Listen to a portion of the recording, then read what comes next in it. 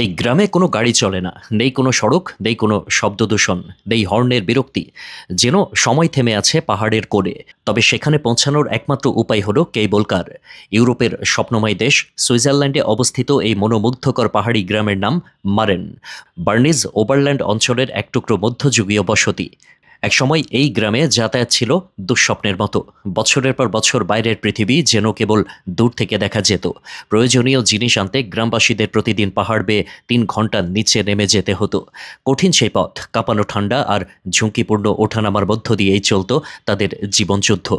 এরপর ১৮৯১ সালে একটি সরু রেলপথ এবং ১৯৬৫ সালে সীমিত সক্ষমতার কেবল ওয়ে চালুর ফলে যোগাযোগ কিছুটা সহজ হয়।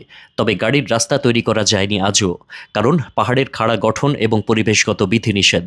বর্তমানে লাউটার ব্রুনেন থেকে স্টেচেলবার্গ গাড়ি পার্কিং পর্যন্ত যাত্রা শেষে শুরু হয় সেই রূপকথার অধ্যায়। বিশেষ কাঁচ ঘেরা কেবিনে উঠে ৪ মিনিটের এক জাদুকরী ভ্রমণ। নিচে সাদা বরফে ঢাকা পাইন গাছ, দূরে ছড়িয়ে থাকা ছোট ছোট কটেজ, আর উঁচু পাহাড়ের মাথায় দাঁড়িয়ে থাকা মারেন। সব মিলিয়ে মনে হয় যেন ছবির পাতায় ঢুকে যাওয়া। এই গ্রামের ইতিহাস কয়েক শতাব্দী পুরনো। ১৩ শতকের কাঠ ও পাথরের তৈরি ঘরবাড়ি এখনও নিজের সৌন্দর্য ধরে রেখেছে।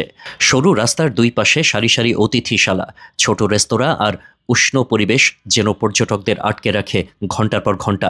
মারেনের সবচেয়ে চোখে পড়ার মতো স্থাপনা হলো ঐতিহাসিক হোটেল মারেন প্যালেস, যার নির্মাণ শুরু হয় ১৮৭৪ সালে।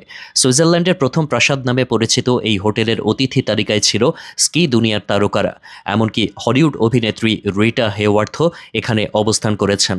২০ শতকের শুরুতে হোটেলের বলরুম ছিল ইউরোপের ধনী ও অভিজাত ব্যক্তিদের মিলন কেন্দ্র। যদিও মারেন মূলত স্কিইংয়ের জন্য বিখ্যাত, এখন প্যারাগ্লাইডিংয়ের নতুন কেন্দ্র হিসেবেও জনপ্রিয়তা পেয়েছে।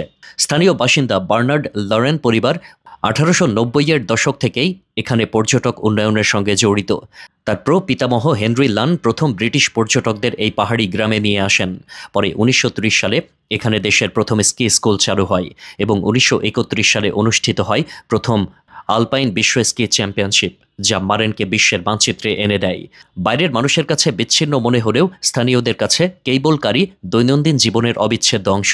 স্কুলে যাওয়া, বাজার করা, চিকিৎসকদের কাছে যাওয়া, সবই নির্ভর করে এই যান্ত্রিক দৌড়ির ওপরে। গাড়ি না থাকা সত্ত্বেও গ্রামের অভ্যন্তরে তাদের বন্ধন আরও ঘনিষ্ঠ, আরও মানবিক। এখানকার মানুষ এখনও বিশ্বাস করেন, শান্তিতে থাকা মানেই প্রকৃতির সঙ্গে সহাবস্থান।